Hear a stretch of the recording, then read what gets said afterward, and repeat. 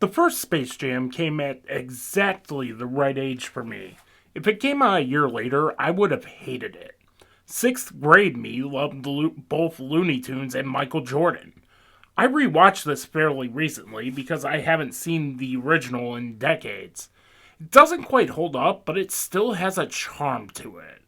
I only own the Blu-ray solely because I bought it for $3. Also, this was the soundtrack that turned me on to hip-hop.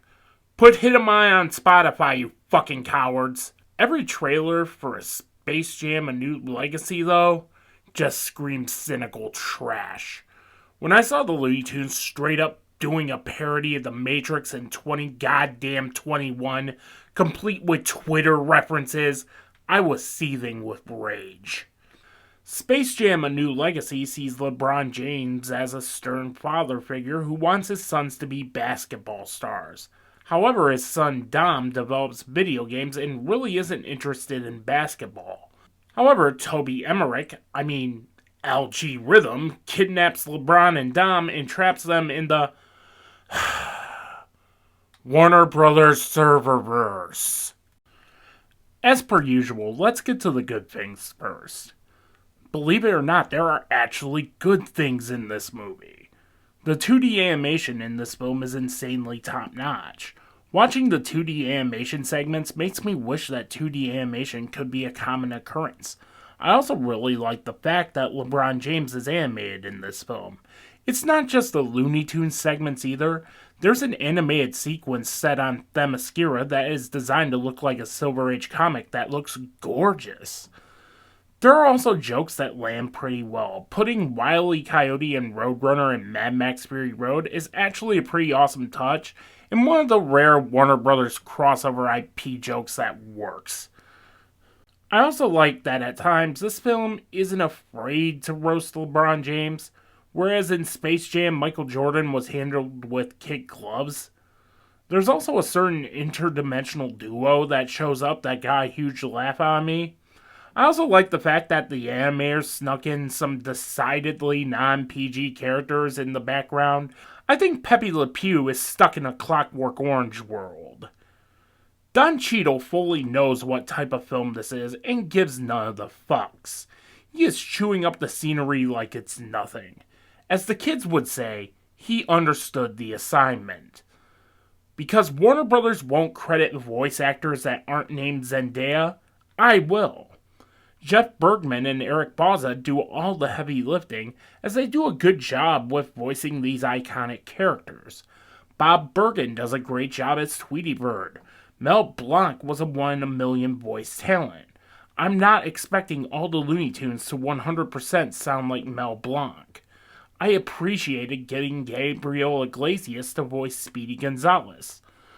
So let's talk about what kills this film for me. Two words that are becoming more and more common with content. Brand synergy. This film is that Warner Brothers catalog ad from the Batman VHS tape made into a feature-length movie. I felt as if I needed to buy a Warner Brothers ball cap to enjoy this Warner Brothers movie. Look, the original Space Jam isn't this untouchable masterpiece. But you could tell Michael Jordan was in on the joke. In its first act, I was already at a no-star rating, with all the mentions of King James and Warner Brothers. Seriously, just listen to this scene. Think about it. Batman versus LeBron. LeBron of Thrones. LeBron in the Chamber of Secrets. The possibilities are endless. The main issue I have with this film is LeBron James himself. LeBron is a dick in this movie. I'm from Ohio and I don't worship at the altar of King James. Was it cool of him to bring a championship home to Cleveland? Yes. But I grew up in an era when basketball was basketball. LeBron James never excited me. Space Jam A New Legacy treats LeBron James like he's God. Personally, I found myself rooting for LG Rhythm. I'm pretty sure EA Sports would be on the phone with LeBron James in a heartbeat if they found out his son designed video games. LeBron James does not have the charisma to pull this off. Then there is Zendaya. I made it a point to praise the voice actors because voice acting is an actual skill. Franchises aren't Zendaya's forte, because she quite literally sounds like she is throwing it in as Lola. Oh, this is somehow worse. Then there is the crushing length of this film. Again, Space Jam is no masterpiece, but it got in and out in 88 minutes. Space Jam: A New Legacy could have been that length, but we had to digitally replace Yosemite Sam into Casablanca into Matrix shtick that even Freeberg and Seltzer would reject for being too hacky. This did not have to be 115 minutes long, but we gotta listen to Porky Pig rap because rapping in kids' movies works so well. What up? It's Porky Pig. They call me P-double-L-G. Stop it, please! Oh, thank you! I was saying this before the internet. My final verdict for Space Jam: A New Legacy is, Well, that happened. at the end of the day, I asked myself, was this as bad as music? Space Jam: A New Legacy is Fantasia compared to music.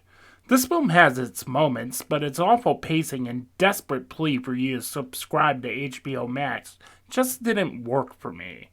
Just fire up some Looney Tunes shorts, or for that matter, fire up the original Space Jam instead.